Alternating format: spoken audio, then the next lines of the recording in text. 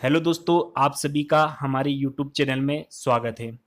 आज हम सीखेंगे कि MS वर्ड में बिल बुक या केस मेमो को किस तरह से डिज़ाइन किया जाता है। अगर आप भी यह जानना चाहते हैं तो सबसे पहले हमारे YouTube चैनल को सब्सक्राइब कर लें, क्योंकि हम इस तरह की इंटरेस्टिंग एवं यूज़फुल वीडियो लाते रहते हैं। तो चलिए शुरू करते हैं। सबसे पहले हम माइक्रोसॉफ्ट वर्ड को ओपन करेंगे। इसके लिए हम सर्च बॉक्स पर जाकर माइक्रोसॉफ्ट वर्ड को टाइप कर सकते हैं या फिर हम माउस के राइट बटन को क्लिक करेंगे। इसके बाद हम न्यू पर जाएंगे। न्यू पर जाने के बाद हम माइक्रोसॉफ्ट वर्ड डॉक्यूमेंट पर क्लिक करेंगे, जिससे हमारे सामने माइक्रोसॉफ्ट वर्ड का एक पेज ओपन हो गया है। इस पर हम डबल क्लिक करेंगे। डबल क्लिक करने पर हमारे सामने माइक्रोसॉफ्ट वर्ड ओपन हो जाएगा। हमारे सामने नया पेज ओपन हो चुका है। सबसे पहले हमें इस पेज की मार्जिन को सेट करना होगा। इसके लिए हम पेज लेआउट पर जाएंगे। पेज लेआउट में जाने के बाद हम मार्जिन पर क्लिक करेंगे। मार्जिन पर क्लिक करने के बाद हमें सबसे नीचे कस्टम मार्जिन ऑप्शन मिल रहा है, हम इस पर क्लिक करेंगे। इस पर क्लिक करने के बाद हमें यहाँ पर मार्जिन को सेट करना है। हम टॉप में जाकर 1 की जगह 0.2 टाइप करेंगे। इसी तरह हम लेफ्ट में भी 1 की जगह 0.2 टाइप करेंगे। इसके बाद हम बॉटम में जाएंगे, यहाँ पर भी हम 0.2 लिखेंगे और राइट में जाकर भी हम 0.2 टाइप कर देंगे। इसके बाद हम ओके बटन पर क्लिक करेंगे। ओके बटन पर क्लिक करने के बाद हमारे सामने मार्जिन सेट हो गई है। इसके बाद हमें पेपर के साइज को सेट करना होगा। इसके लिए हम साइज पर जाएंगे। साइज में जाने के बाद हम सबसे नीचे वाले ऑप्शन मोर पेपर साइजेस पे जाएंगे और इस पर क्लिक करेंगे। इसके बाद हम यहाँ पर विड्थ को 4.5 कर देंगे और यहाँ पर जो हाइट है वो हाइट को हम 5.5 सेट कर देंगे। यहाँ पर हमने हाइट को 5.5 लिया है और ओके पर क्लिक कर देंगे। हमारे सामने पेज सेट हो चुका है। हमें इसी पेज पर डिजाइन करना है। पेज के मार्जिन तथा साइज को सेट करने के बाद हम इसमें टेबल को इंसर्ट करेंगे। इसके लिए हम इंसर्ट मेनू पर जाकर क्लिक करेंगे। इसके बाद हम टेबल पर क्लिक करेंगे। यहाँ पर हमें इंसर्ट टेबल का ऑप्शन मिल रहा है, हम इस पर क्लिक करेंगे। इंसर्ट टेबल पर क्लिक करने के बाद हमें नंबर ऑफ कॉलम्स में 5 टाइप करना होगा। इसके बाद हम नंबर ऑफ रोज में 9 टाइप करेंगे। यहाँ पर आने के बाद हम ओके बटन पर क्लिक करेंगे। हमारे सामने एक टेबल आ चुकी है जिसमें 5 कॉलम्स और 9 रो हैं। हमें फर्स्ट वाली रो पर जाकर सभी सेल्स को सेलेक्ट करना होगा। इसके बाद हम लेआउट पर आएंगे। लेआउट पे आने के बाद हम मर्ज सेल पर क्लिक करेंगे, जिससे सभी सेल आपस में मर्ज हो जाएंगी। यहाँ पर ये सेल मर्ज हो चुकी है। इसके बाद हम माउस पॉइंटर को इस लाइन पर लाकर बटन को दबाएंगे माउस की और इसके बाद हम नीचे की ओर ड्रैग करेंगे, जिससे हमें सेल का साइज इंक्रीज कर सकें। इसके बाद हम लेफ्ट साइड में माउस पॉइंटर को लाकर क्लिक करेंगे। हमारा माउस का कर्सर लेफ्ट साइड में आ चुका है। इसके बाद हम यहाँ पर GST टाइप करेंगे, GST नंबर। इसके बाद हम यहाँ पर इसके साइज को थोड़ा छोटा कर देंगे। हम इसे 9 पर सेट कर दे रहे हैं। हम होम टैब में जाएंगे और यहाँ से इसके साइज को छोटा कर देते हैं। इसके बाद हम स्पेस की सहायता से आगे यहाँ पर लिखेंगे टैक्स इनवॉइस बिल। इसके बाद हम स्पेस की आगे की ओर बढ़ेंगे और इसके बाद हम यहाँ पे लिखेंगे डेट लिखने के बाद हम यहाँ पर डॉटेड लाइन बना देंगे और फॉरवर्ड स्लैश का यूज करेंगे। इसके बाद डॉटेड लाइन लगाएंगे, फिर फॉरवर्ड स्लैश यूज करेंगे और डॉटेड लाइन लगाएंगे। यहाँ पर हम इन्हें सभी को तीनों को बोल्ड कर देंगे। इसके लिए हम इसे सेलेक्ट करेंगे। सेलेक्ट करने के बाद हम बोल्ड पर क्लिक करेंगे। यहाँ पर ये बोल्ड हो चुका है। इसके बाद हम टैक्स इनवॉइस बिल को थोड़ा सा बड़ा कर देते हैं, तो हम इसकी साइज को 10 पर क्लिक कर दे रहे हैं। हम 10 पे सेट कर रहे हैं। इसके बाद हम इसे सेंटर में ले आएंगे और डेट को हम बैक स्पेस की सहायता से इधर सेट कर देंगे। तो ये लगभग सेंटर में आ चुका है और हम डेट को भी सेट कर देते हैं। तो इस तरीके से हमने इसे तैयार कर लिया है। इसके बाद हम डेट में सबसे लास्ट में अपने कर्सर को ले जाएंगे और एंटर बटन को प्रेस करेंगे। इसके बाद हमें अपनी कंपनी का नाम लिखना होगा, तो हम यहाँ पर अपनी कंपनी का नाम लिख देते हैं, पायल इन्फो प्राइवेट लिमिटेड।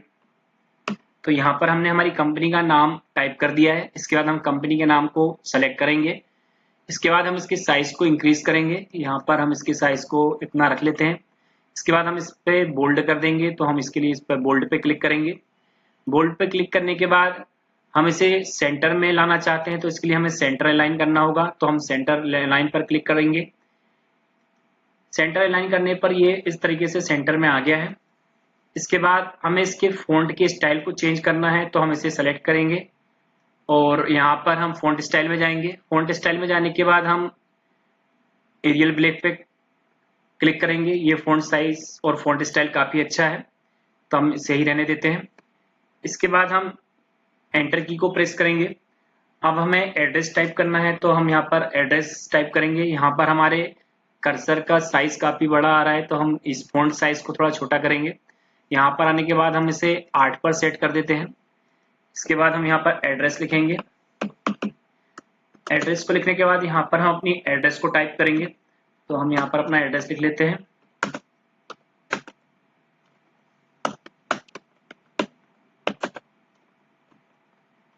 यहाँ पर हमने हमारा एड्रेस टाइप कर दिया है।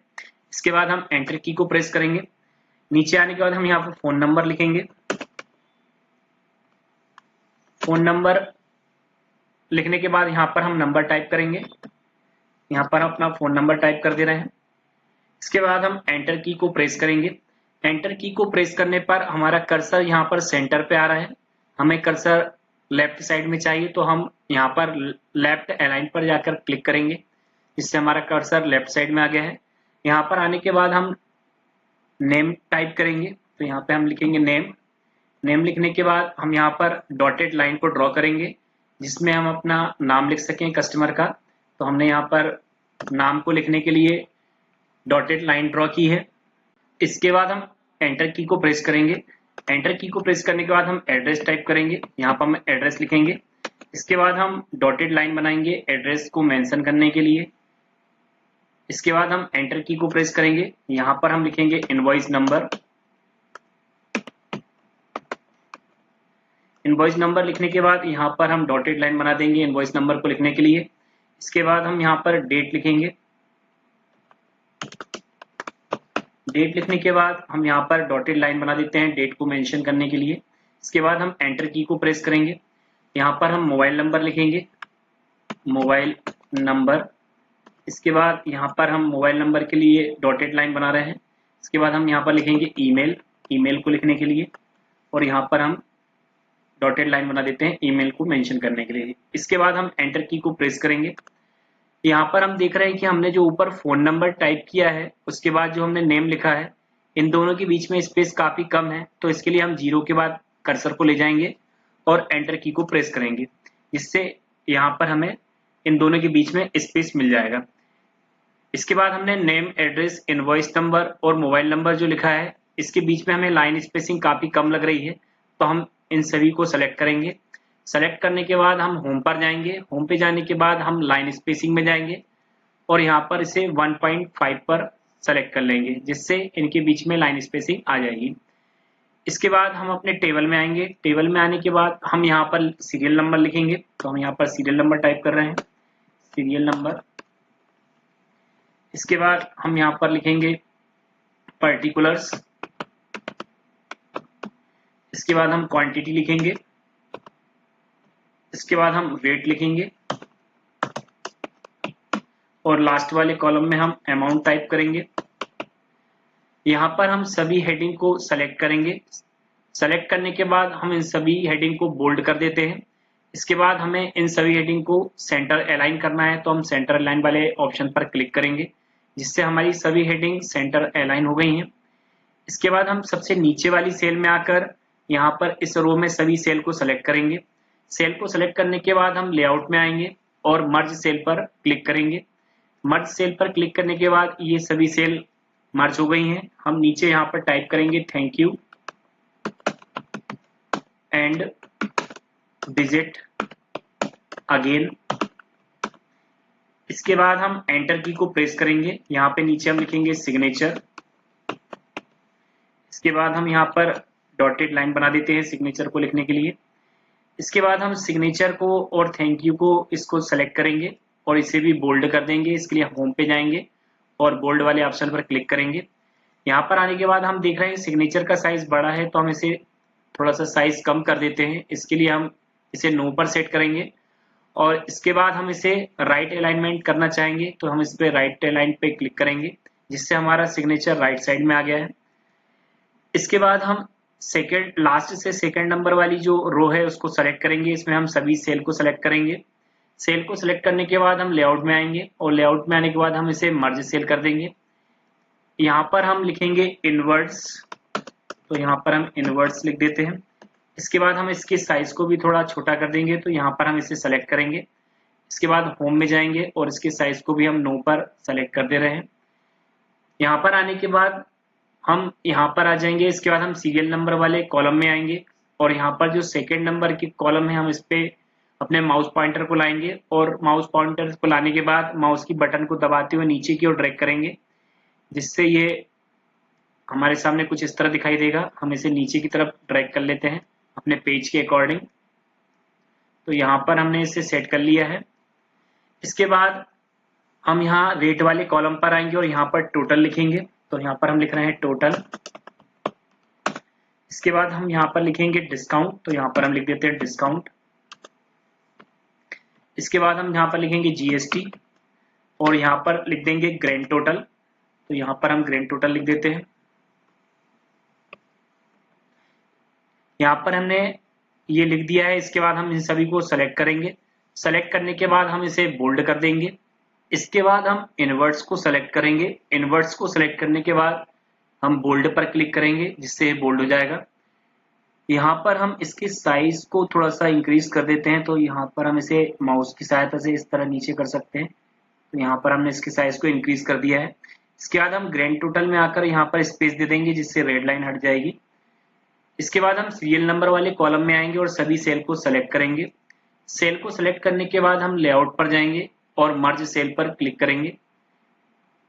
इसी तरह हम पर्टिकुलर वाले कॉलम में जाकर सभी सेल को सेलेक्ट करेंगे और मर्ज सेल करेंगे। इसके बाद हम क्वांटिटी वाले कॉलम में जाकर सभी सेल को सेलेक्ट करेंगे और मर्ज सेल पर क्लिक कर देंगे। इस तरह हमने अपने पेज को तैयार कर लिया है। इसके बाद हम अपने कॉलम की चौड़ाई को सेट कर देंगे। इसके लिए हमें माउस पॉइंटर से इस लाइन को पकड़कर इस तरीके से हम इसे सेट कर सकते हैं। तो यहाँ पर हम अपने कॉलम की चौड़ाई को जरूरत के हिसाब से सेट कर लेते हैं। तो यहाँ पर हम अपने कॉलम की चौड़ाई को सेट कर रहे हैं। तो इस तरीके से आप अपनी कॉलम की चौड़ाई को सेट कर सकते हैं। तो यहाँ पर हमने हमारे कॉलम को सेट कर लिया है। यहाँ पे ये थोड़ा सा अलग दिख रहा है, तो हम इसे बराबर कर लेते हैं। इसके बाद यहाँ पर शॉप में हमने एस को स्मॉल लिखा है, तो हम यहाँ पर इसे कैपिटल कर लेते हैं। तो इस तरह हमने अपने पेज को पूरी तरीके से तैयार कर लिया है। इसके बाद हमें इस पेज का कलर देना होगा, तो इसके लिए हम पेज लेआउट में जाएंगे। पेज लेआउट में जाने के बाद हम पेज कलर पर क्लिक करेंगे। इसके बाद हमारे सामने कलर पैलेट ओपन हो गई है। इसमें से हम कोई भी एक कलर को सेलेक्ट कर लेंगे। यहाँ पर मुझे ये कलर ज़्यादा अच्छा लग रहा है, मैं इस कलर को सेलेक्ट कर लेता हूँ। तो दोस्तों यहाँ पर हमारा बिल बुक पूरी तरह से डिज़ाइन हो चुका है। तो आज हमने सीखा कि हम MS वर्ड में बिल बुक या केस मेमो को किस तरह से डिज़ाइन कर सकते हैं। अगर आपको जानकारी अच्छी लगी हो तो हमारे चैनल को सब्सक्राइब करें, वीडियो को लाइक तथा शेयर करें। Thank you.